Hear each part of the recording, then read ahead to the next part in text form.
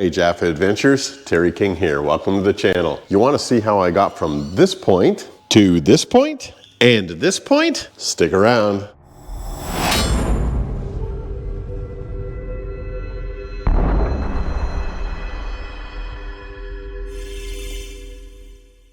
All right, let's strip this motor down. When I bought this car, the fella told me that it had 60 or 70,000 original kilometers on it. It is really dirty, so I'm starting to doubt that a little bit, but the internals will give us a good idea whether that's the case or not.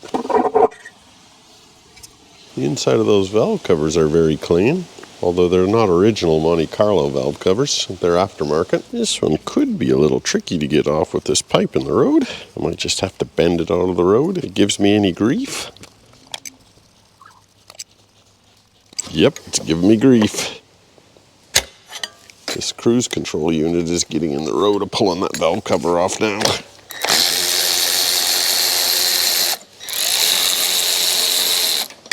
Oh, look at the length of that little bolt. Same as the other side, which we would have expected. These studs are held in with a little E5 Torx bit. I think I'll probably reuse them. All right, now I think I'm going to pull off some of this bracketry sitting all over the front of the motor so that I can get that intake manifold off.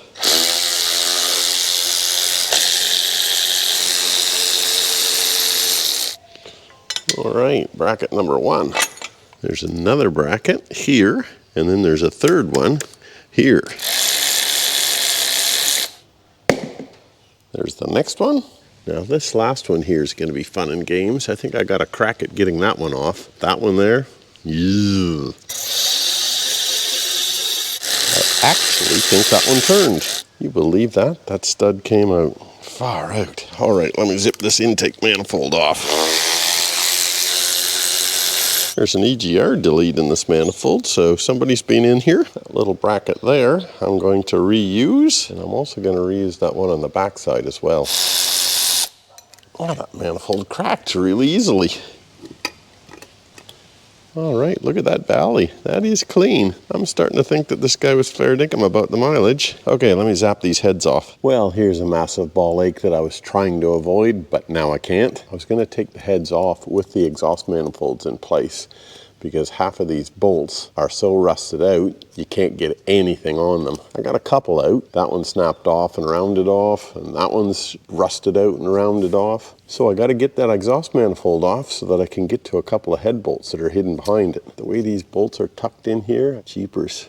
I think I'll get my die grinder and try to take the head of the bolt off, slide the manifold off with the stud still staying in the head. I can't get a cutting disc in there, unfortunately. Bugger, what a ball ache. That is taking far too long. I'm going to get a drill bit, drill a pilot hole, and then get a larger one, see if I can drill the heads of those bolts off.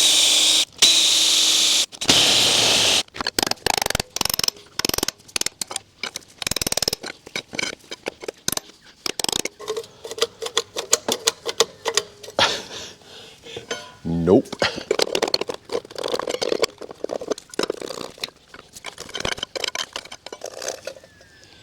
Holy shit, that was not fun. I got that other exhaust manifold off. It was marginally easier because only one stud I had to deal with, but it still wasn't fun. Before I zip the heads off, I'm going to pull off this water pump and let any coolant that might be left here drain down into my ditch, which runs into a settling pond, and from there it's environmentally disposed of. I replaced this water pump when I was over in Canada, so it should be all good. Alternator bracket with the earth strap.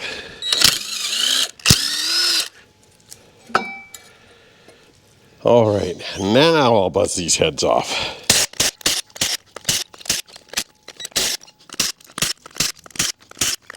A couple of these head studs are hidden behind the rockers. I'm not intending on using these cylinder heads nor any of the valve train. That's it. Let's see if we can pry this head off. They didn't use the gasket on the ends. They just used RTV, which is what you're meant to do.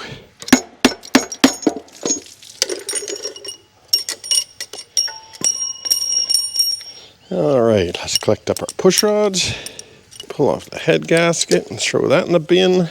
collect up all the head bolts and stash them away. Okay, I'll do the same to the other side and we'll meet back when I'm finished. Okay, this is the first time I've tried this. It's been hosed down with some oven cleaner. I normally use degreaser, but I thought I'd give this a crack.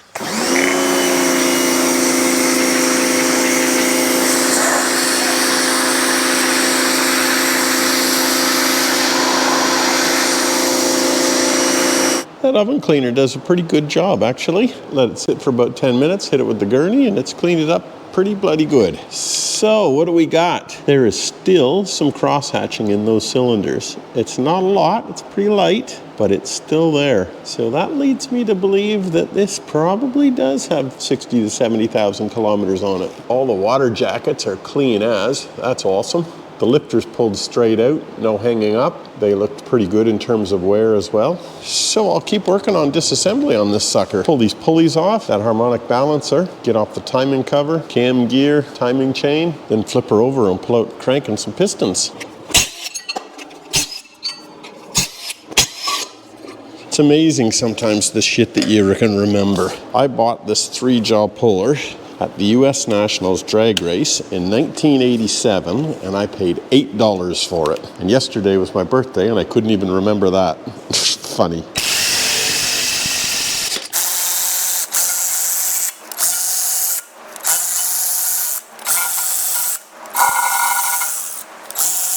Well, this side's tight. I can't get the socket in on 3 of those bolts. I thought it might have been where the point of the bolt was close up to the edge of the timing cover here, but even on the flat you can't get the socket in there. So 7/16 spanner it is, all the way out. These are just short little bolts.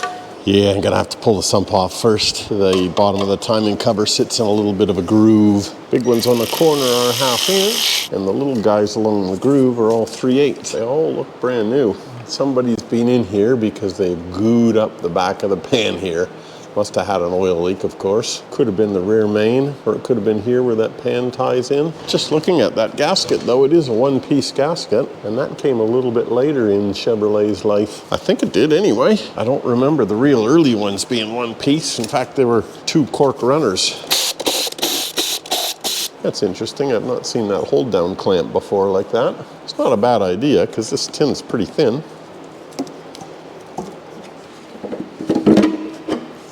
It looks pretty clean, apart from the bit of shit down there that I dropped in when I was disassembling the motor. Yeah, this is definitely a newer gasket. It's got those little metal inserts so that you can't over-tighten it as well. It's a good gasket. I like these. And by the looks of things, it hasn't been leaking. Now we can get that timing cover off. I didn't realize that these had a nylon timing gear, but they do. And have a look at that chain. That is cactus. That wouldn't have been helping the drivability of the car at all. Would have been a bitch to time it. No broken teeth on that gear though. Yeah, that's pretty interesting. Far out, that's light. There's no weight to that at all. All right, let's pull out this bump stick.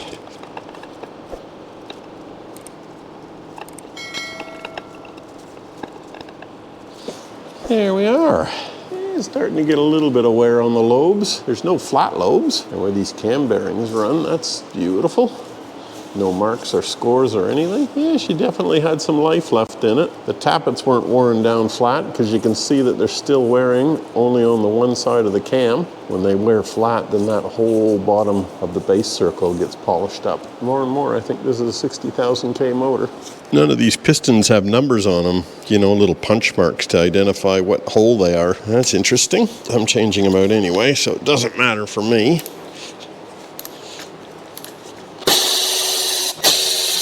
I'd like to knock a slug out of here and have a look at it. There's been a little bit of shit in there because there's a little bit of scoring on that bearing, but it hasn't worn through the babbitt. The crank journal looks fantastic. I hope that measures up all right because I do want to reuse that crank.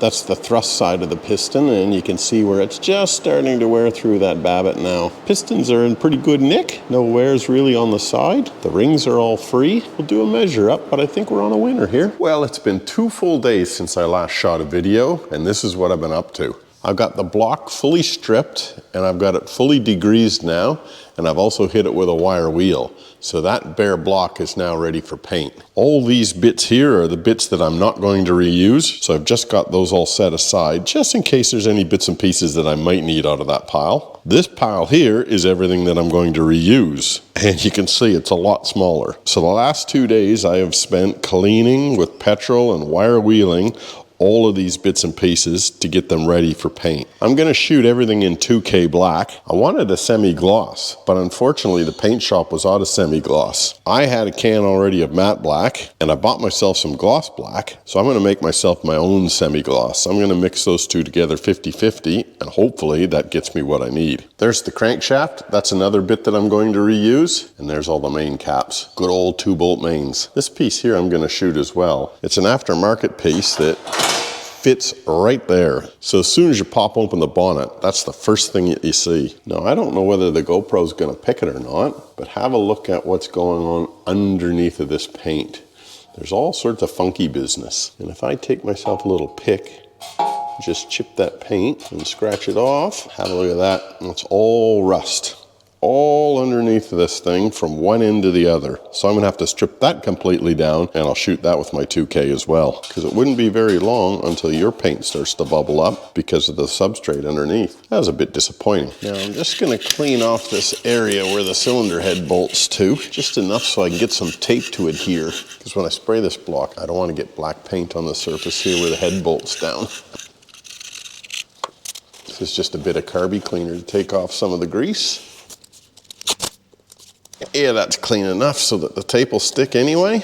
Tape can be quite expensive, but this is just real cheap shit that I bought off I don't know, I think it might have actually been Temu or something like that. I bought a whole shit ton of rolls of it, and I'm glad I did. Now, I wouldn't use this to mask up an edge that you're gonna paint because I don't trust it.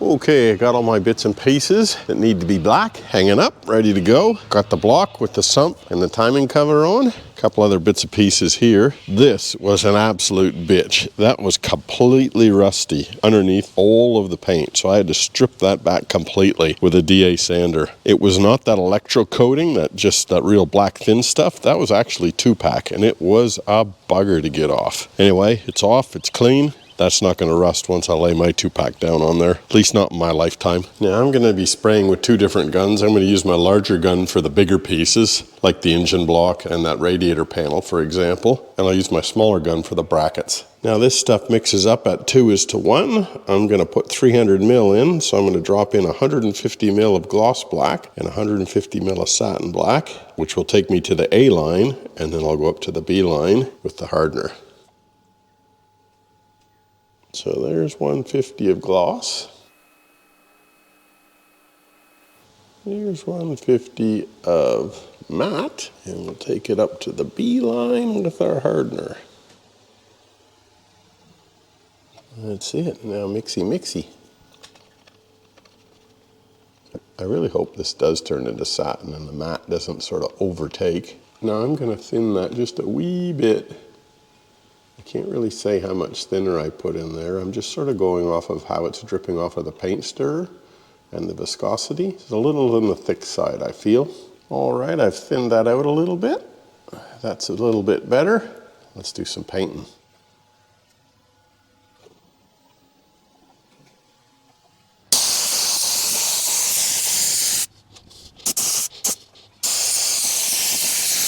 Well, it's the following morning, and that paint laid down quite nicely, actually, despite the fact that I had the wrong fluid tip in there. I had a 1.8 fluid tip in there that I use for my high build primers, not for this sort of work, but I guess cast iron is pretty forgiving. It did lay down nicely on this flat panel as well, though.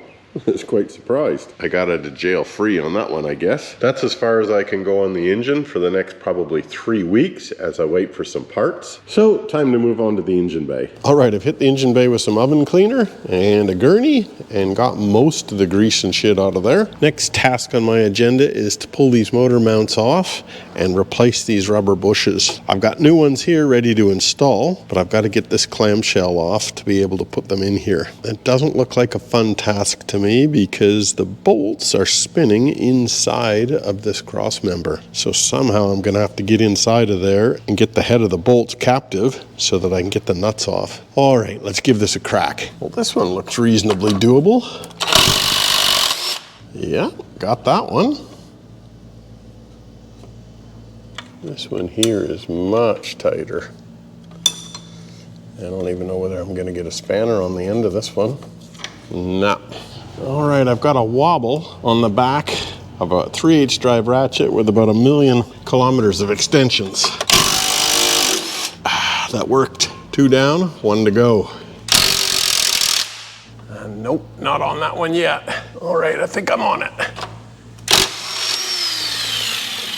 Nope. I must have had a little piece of it though. Bugger.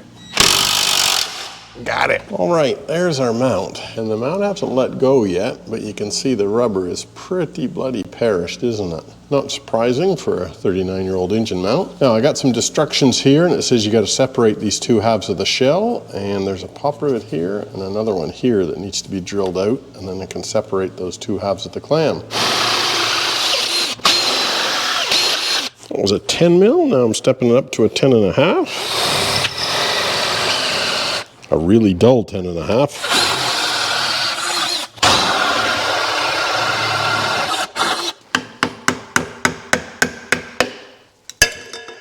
We got them separated. Okay, out with the old. I got a little bit of cleaning up to do on those clamshells. Okay, there's our 2 halves cleaned up as best I can. This body mount has a wide band of steel and a narrow band of steel. And these plates have 2 holes that are close together and 2 holes that are further apart together. And the destructions tell me that the wide band steel goes up towards the 2 holes that are furthest apart. And then that clamps over top like that. If you have to, you can hold these together with some zip ties to start the bolts, which I think I probably will do just to make sure those 2 halves stay lined up. But that's about it. I'm going to pull the other one off and clean it up, and I'll see you guys when I'm finished. Now I'm over on the passenger side, and this one is hard. These 2 bolts here you can't get to from the underside because the fuel lines run through this cross member and they obstruct the head of those bolts, so you can't see them. Bottom one's okay, I've got that one. But these 2 guys, I don't know how you would get to them with those fuel lines in the road. So my solution is to get my cutoff wheel of doom, slot the head of the bolt, and then use a screwdriver to hold the bolt stationary while I turn that nut. Let me give that a crack. All right, so that was an epic failure. That nut is too tight on the bolt, and I can't hold it steady when I'm leveraging it with spanner. So what to do next?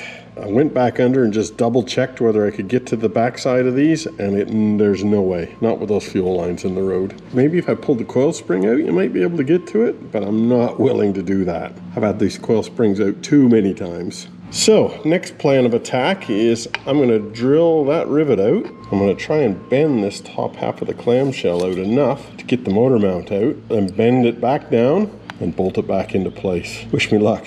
All right, that's drilled out. And you know what? This might actually work.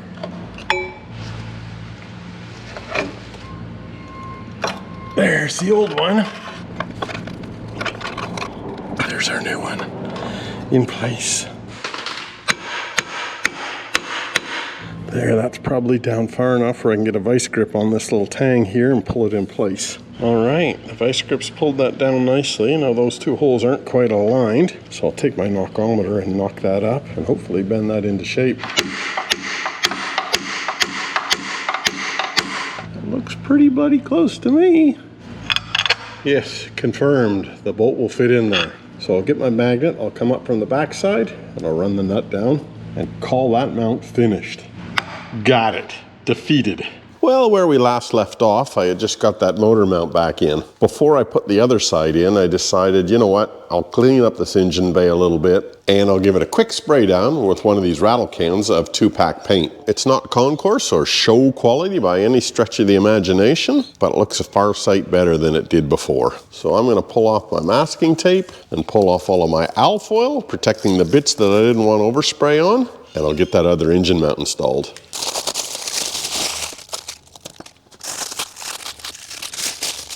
So as per our instructions, we've got the small bit of steel and we've got the larger bit of steel. The larger bit faces bolt holes that are spread further apart. So the instructions say to pop the mount in and then get your vise and squeeze the mount together and then pop a zip tie through the old rivet hole to hold it in place. That way the bolt holes are lined up and this piece is squished together enough so that you can get the bolt through and the nut on the top. Then you can cut your zip tie. And you know what? That is pretty good advice, I reckon. Now, the scholars in the room would have noticed that I had that bottom plate around the wrong way. So I fixed that. And we just got to find the bolt holes that this thing bolts into. That's the top two there and this one here.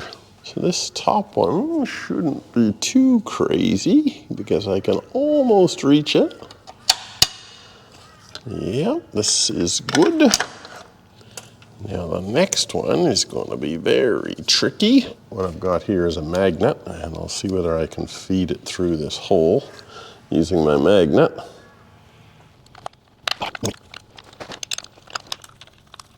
All right, that's 2 out of 3.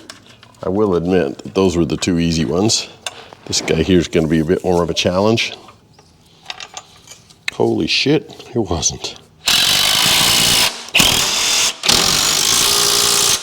That's it, got them all. This is the original Monte Carlo transmission Crossmember, and these cars weren't fitted with a true dual exhaust. As you saw when I pulled the exhaust off in the last video, 2 pipes came out of the vehicle into a Y, and then the catalytic converter sat about here. The exhaust pipe ran down to the back of the vehicle, split into another Y, and then went into these 2 mufflers. I want to fit a true dual exhaust on this thing, and you can't using this Crossmember because you don't have the clearance. So I got myself one of these, a transmission Crossmember that has the cutouts for a true dual exhaust. That's going in next.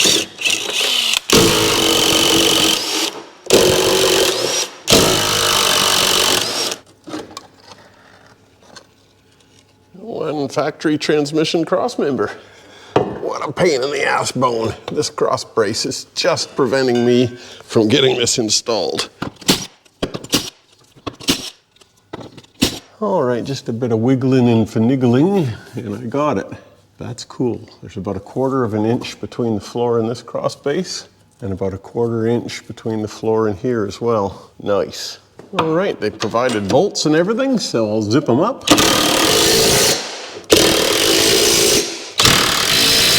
Crossmember installed. Sweet. Still waiting on my engine bits, so I can't rebuild the motor yet and drop it back in. So rather than standing around with my thumb up my ass, I'm continuing with some mechanical upgrades. Next one I'm going to work on is an in-tank fuel pump for my Holly Sniper. So what they give you in the kit is instructions, obviously, some 3/8 fuel injection hose, and it's marked fuel injection hose on here. You got to use that fuel injection hose because you're running sort of 50-60 PSI, and the regular carburetors run at around 6 or 7 PSI. The Monte does have some steel fuel lines, and I'll use those where I can. That's the in-tank fuel pump. That bit obviously mounts to the top of the tank. That's the sock that sits on the end of the fuel pump. Hose clamps, fuel filter, bit of foam to go on the top of the tank. And what they don't give you, and you need to source for yourself, is a hole saw. They call for a 3 1/4 inch, which is 82.55 millimeters. I've got an 82 millimeter hole saw here. I think I'll be able to work with that. I've already drained the tank, so that is practically empty.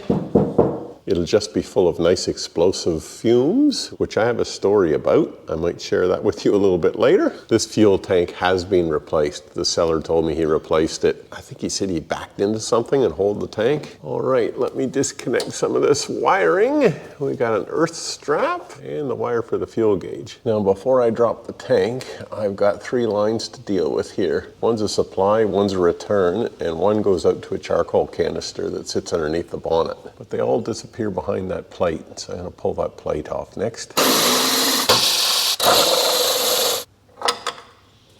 That's what I like to see. All of these terminated right here. So the 3/8 line I'm going to assume is the feed. The 5/16 I'm assuming is the return. And the 1/4 I'm assuming is the breather. Regardless, I've got to pull them all off so that I can drop this tank. All right, I got one hand on the spanner, one on the ratchet, and my head supporting the tank. That wasn't so bad. All right, fuel tank out, of course. Now I'm going to remove these lines because I got to get the sending unit off so I can look down in there and determine where the best place on this tank is to drill an 82mm hole.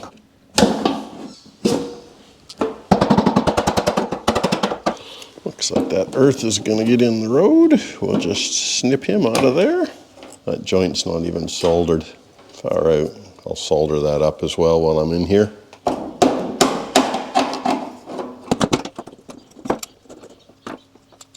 Boy, that sock certainly doesn't stay on there with any veracity. The tank is spotless inside, as you'd expect from a brand newie. All right, I've got the spot identified where I'm going to drill my hole. Now, you might think this is complete overkill, but I'm filling this tank up with water before I drill this hole. I don't want any sparks from that hole saw igniting the fuel vapors that are left in this tank. I've already blown a tank up once and ended up in the emergency department with a torched hand. I had a 55 Chev that I was welding up a couple of pinholes in the tank, and I had, same thing, I had the tank completely filled up with water and I was welding it, but there was enough headspace and enough air-fuel mixture in that headspace that it ignited, blew up, torched my hand, and I ended up in the emergency department. So I'm going to fill this sucker up completely with water to the brim. Then I'm going to lay some grease down on here for two reasons. One, to catch some of the swarf that's coming off of the drill, but the other reason is to prevent any sparks. Tough to get work done around here when there's water, hose, and two dogs.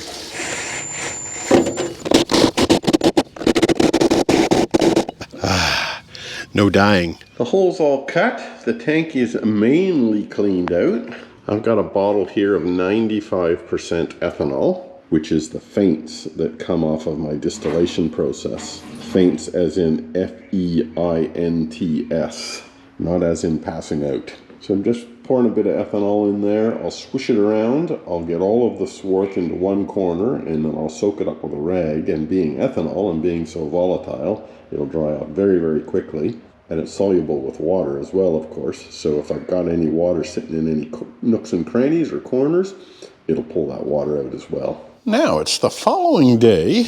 There's the hole that I just cut, and there's the inside of the tank. So I've got most of the swarth out of it. That absolute ethanol is all dried now, so this tank is now completely bone dry. I pulled the swarth out of it with this magnet, just sort of washed everything down to one end of the tank and then drew the magnet across there. I'll stick the vacuum cleaner down there and get anything left that might still be there, but I think I can call the tank side of things nearly wrapped up. This is the internal fuel pump that comes with the Holley Sniper. This little tube here I had to chop down to get the right length, as well as this aluminum mounting bracket. But now when I place that into the tank, you can see that the pickup is just sitting off of the bottom of the tank, probably about 5 mil maybe. So we'll call that side of things done. This 3/8 fitting is for the delivery line. This is the vent line, which I blocked off. And the reason I blocked that vent line off is because I'm going to use the original vent line that runs all the way to the front of the car into the charcoal canister under the bonnet. I got the pickup blocked off, and the return, I'm going to plug that into the return line, run that to the front of the car, and block it off at the front of the car as well, just in case I ever want to run a system that isn't returnless, so a return system. I'll actually return it down the factory fuel line. But at the moment, I'll just block that off. So that means we move on to the wiring. This big ass blue cable is the wire that runs down to the fuel pump. I don't actually want to run that external to the car. So I've grabbed the full EFI harness and I'm going to run it through this grommet, which is the original grommet that housed the computer. The pink wire is an ignition source. The white wire we don't use. And this is the screen for the Holley Sniper unit as well. I'm going to run that wire through the grommet, which screws into the main harness here. And as far as the Sniper is concerned, that should be all of the wires that run into the cabin of the car. All right, there are our 4 wires that are running into the grommet. Plug the grommet in. That's it. Bob's your uncle. Now we'll feed this main power wire for the fuel pump along this sill track. Now it should pop out here at the back at the rear quarter. Hello, little wire. Where are you? There you are. Will it run through this little factory grommet? Yes, it will.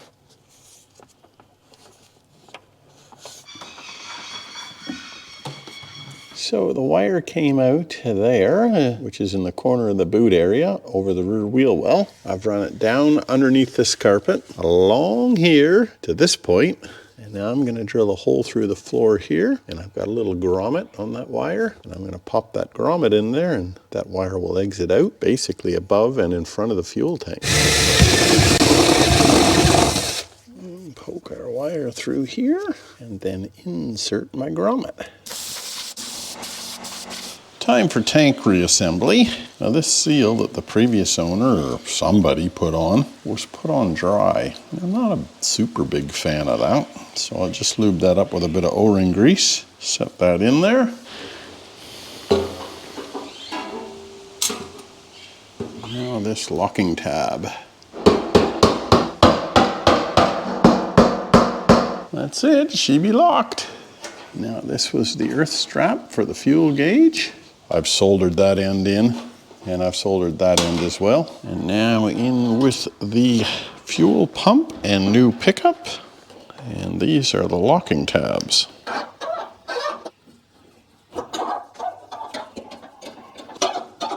Okay, I'll run down my factory vent line now, and the factory return line, which I'll block off in the engine bay. And the factory pickup, I've got blocked off with a bung. So the way this is going to work, supply coming from the new Holley unit, existing vent under the bonnet, return line under the bonnet as well, but blocked off because this Holley unit is returnless. Tank is back up in place. I didn't record that, so you didn't have to see my foo-foo valve hanging out as I lifted it up there. It actually wasn't too bad. There were no foo-foo valves harmed in the installation of that tank. There's my power lead.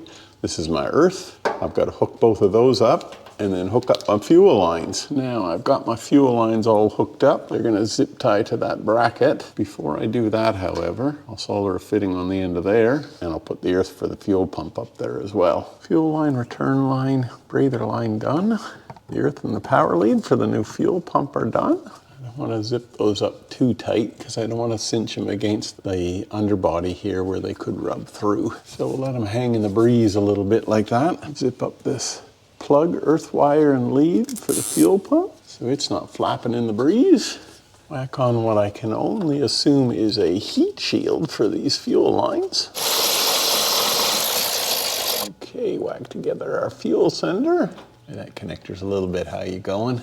I'll remember to forget about that when the fuel gauge doesn't work. And the earth strap for the fuel gauge. And I'll zip tie these two cables together just to sort of stop them from swinging in the breeze. That's it. We'll call the back end of this car finished. All right, now I'm up at the front of the vehicle, and these are where the two fuel lines pop out. The smaller one here is the return, and the larger one, the 3/8, is of course the supply. I'm gonna pull these off and block off or blank off the return line, and I'm gonna replace this supply line with some of that high pressure EFI hose. I'm just gonna have to split this hose with a Stanley knife. She's a little bit stubborn and stuck onto that pipe. Right, here's my blank off bung for the return line. That'll serve its purpose. Small little zip tie just to hold it in situ. And here's a generous chunk of that high pressure fuel injection line. And the reason that I'm putting this on now is it's a hell of a lot easier to get in here when the motor's not here. And so I'm going to take advantage of the space here while I've got it. Well, that's it. Mechanical work done. Time to take on some body panels. Until next time, keep the shiny side up. Bye now.